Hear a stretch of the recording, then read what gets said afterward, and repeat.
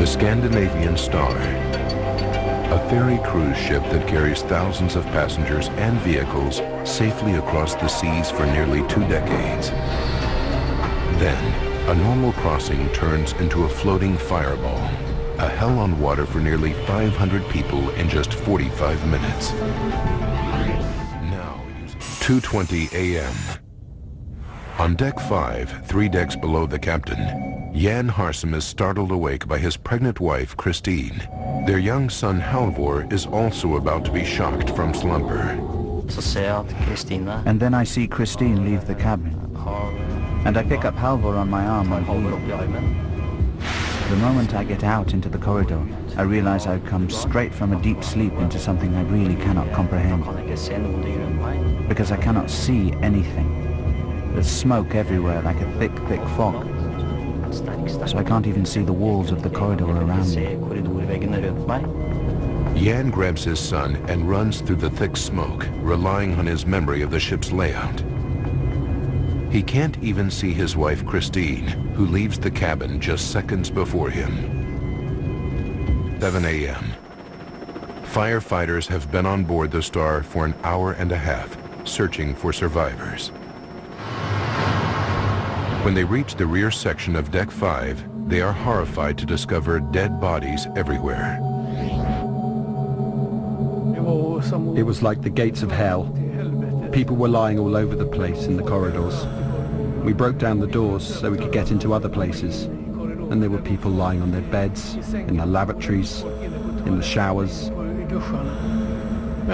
We counted 71 victims in there. The final count at the rear of Deck 5 is 76. Nearly half the people who die succumb in this one small area. What made it so dangerous?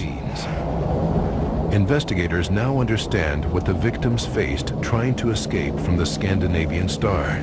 But one question remains: what actually kills them? Despite the fire's ferocity, the bodies found at the rear of Deck 5 are not burned.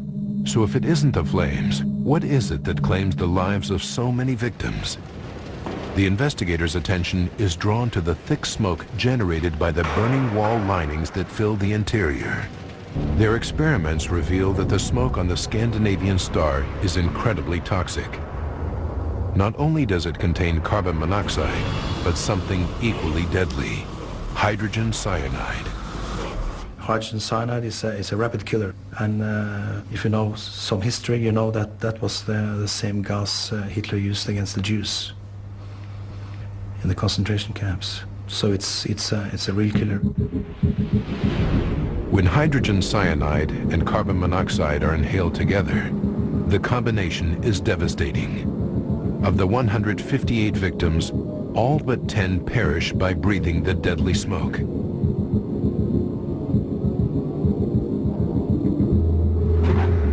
Within 12 minutes of the start of the fire, computer simulations suggest that the toxic smoke on Deck 5 was already reaching a fatal level.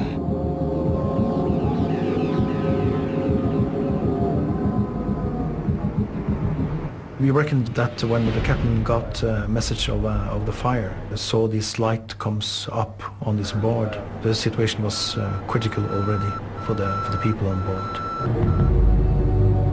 Once the toxic smoke reaches the passenger areas, the timeline becomes less exact. The victims did not survive to record them.